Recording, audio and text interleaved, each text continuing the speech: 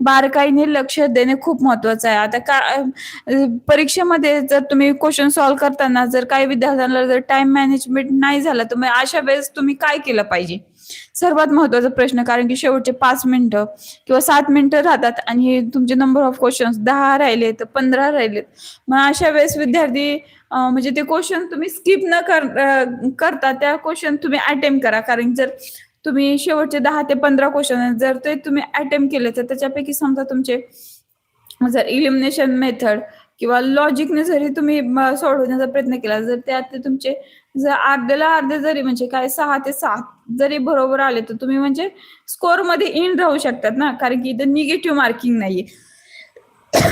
जिथं तुम्हाला 90 पैकी समजा 70 मार्क्स पडत असतील, तर जर तुमचे इकडे जर 5 ते 6 क्वेश्चन जर बरोबर येत असतील, तर तुम्ही 75 प्लस जातात. म्हणजे तुम्ही मेरिटमध्ये येण्याची शक्यता असते.